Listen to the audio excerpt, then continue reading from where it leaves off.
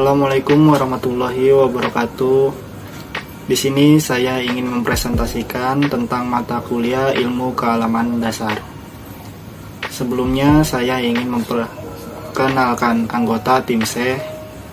Yang pertama ada saya sendiri, Agus Trianto dengan NPM 2021 14500774. Yang kedua ada teman saya yaitu Marcella Zayanti Sidah dengan NPM 2021 14500719. Dan yang terakhir ada teman saya Uswatun Hasanah dengan NPM 2021 14500709. Di sini kelompok kami ingin mempresentasikan dengan judul Konsep IAD dalam Berkehidupan Bermasyarakat, Pendidikan Perlunya IAD.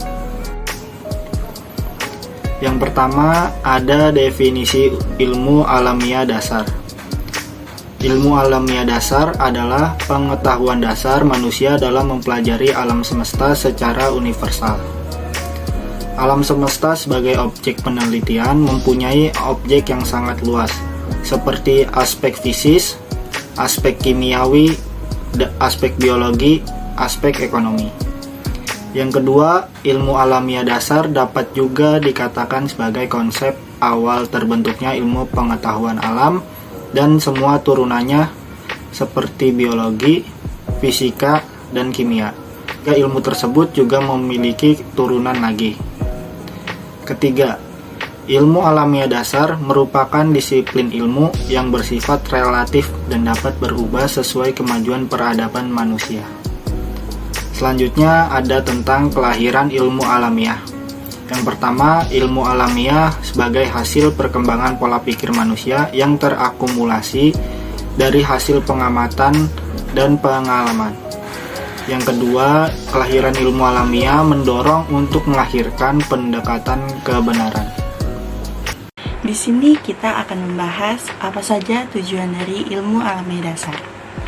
Yang pertama, menciptakan atau mendidik generasi muda agar mampu menjadi calon pemimpin masa depan yang cerdas, terampil dalam memanfaatkan gejala-gejala alam yang terjadi agar bermanfaat untuk masyarakat berbudaya dan mampu berpikir kritis dalam menghadapi suatu masalah.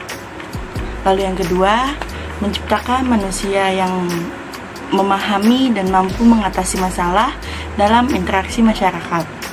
Lalu yang ketiga, untuk mengetahui serta mempelajari bagaimana perkembangan kehidupan makhluk hidup dari zaman purba hingga sekarang. Lalu keempat, menganalisis suatu pengalaman melalui fakta-fakta yang ada, menggunakan metode ilmiah dengan menentukan hukum yang berlaku mengenai keteraturan-keteraturan yang terdapat dalam alam semesta.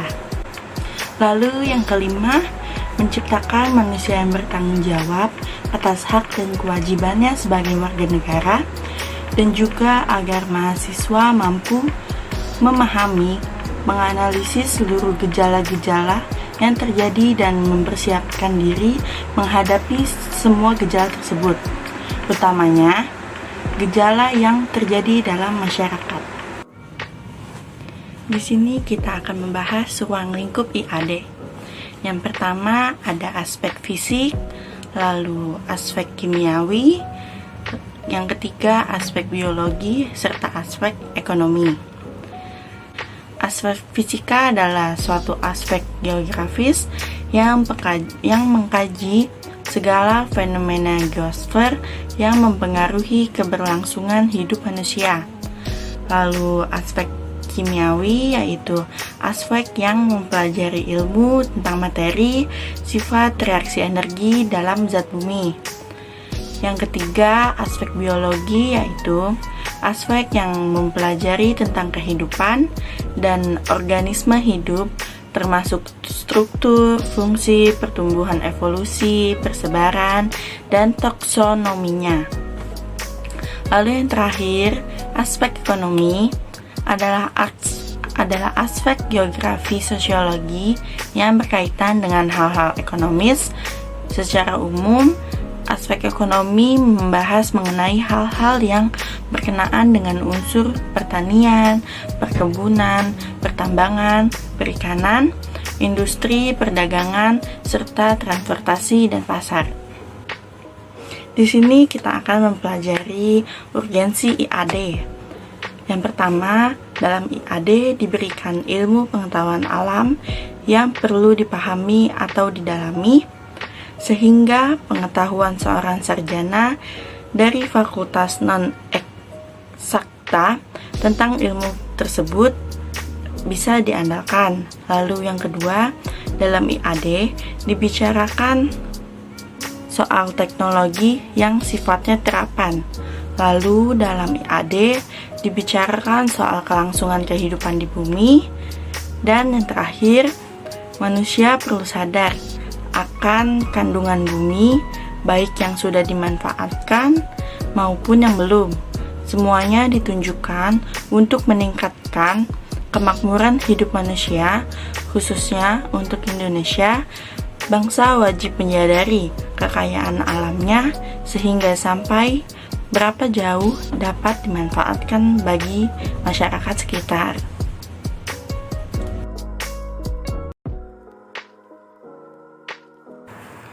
Selanjutnya kita akan membahas peranan IKD dalam kehidupan bermasyarakat. 1. Suatu ilmu yang dapat digunakan untuk memenuhi kehidupan manusia. Dengan adanya perkembangan ilmu kealaman dasar dan teknologi dapat mendatangkan kemakmuran materi. Dengan adanya ilmu IPA dan timbul cabang-cabang ilmu yang lain dapat bermanfaat bagi kehidupan manusia. 2. Suatu ilmu yang dapat menaikkan kualitas mutu produksi. Dengan adanya teknologi material yang bersumber dari ilmu kealaman dasar, yaitu konsep-konsep IPA, para ahli semakin menguasai atau memanfaatkan suatu senyawa dengan mengubah atau mereaksikan senyawa satu dengan senyawa lainnya, yang dapat menghasilkan suatu senyawa dengan kualitas tinggi sesuai harapan. 3. Meningkatkan pengetahuan tentang ilmu yang berkaitan dengan alam. Tentu saja, bila kita mengetahui kealaman dasar, kita akan menemukan ilmu-ilmu dasar lainnya, karena ilmu kealaman dasar bukanlah ilmu yang dapat berdiri sendiri. Yang keempat, yaitu memberikan kontribusi tentang ilmu kesehatan. Sebagaimana yang kita ketahui, ilmu kedokteran itu sarana dan prasarananya adalah ilmu kealaman dasar, yaitu fisika, kimia, biologi, serta alat-alat elektronik maupun non-elektronik. Yang kelima, meningkatkan sistem transportasi dan komunikasi. Perkembangan ilmu yang semakin pesat menimbulkan tekanan dalam pikiran para ilmuwan untuk terus berkarya dalam hal-hal yang baru, termasuk dalam transportasi dan komunikasi. Yang dulunya kita dapat berkomunikasi sangatlah sulit, sekarang kita dapat berkomunikasi dengan hitungan detik saja dalam jarak jauh sekalipun. Begitu pula dengan transportasi, kita dapat menjangkau tempat-tempat terpencil di suatu negara yang lainnya. Yang keenam, yaitu meningkatkan sumber daya manusia. Dengan adanya ilmu kealaman dasar, peningkatan mutu sumber daya manusia semakin besar, karena timbulnya ilmu-ilmu yang baru yang dapat dipelajari oleh para manusia. Dan yang terakhir, yakni kesimpulan. Ilmu kealaman dasar adalah ilmu yang sangat penting untuk dipelajari, karena ilmu tersebut mencakup sebagian besar kehidupan, terutama untuk meningkatkan pengetahuan, aspek hidup, dan meningkatkan logika manusia. Seperti apa yang disampaikan oleh Roger Bascom, pada hakikatnya ilmu pengetahuan alam adalah ilmu yang didasarkan kepada kenyataan yang disusun dan dibentuk dalam pengalaman, penyelidikan, dan percobaan. Dengan harapan apa yang kami sampaikan kepada teman-teman dapat bisa dipahami dengan baik dan bisa mengaplikasikan ilmu kealaman dasar dalam kehidupan sehari-hari. Kami juga mengucapkan terima kasih kepada Ibu Maniswa selaku dosen pengampu mata kuliah ilmu kealaman dasar dan teman-teman yang sudah menyimak dan mendengarkan. Semoga kita semua dapat bertemu di lain kesempatan. Wassalamualaikum warahmatullahi wabarakatuh.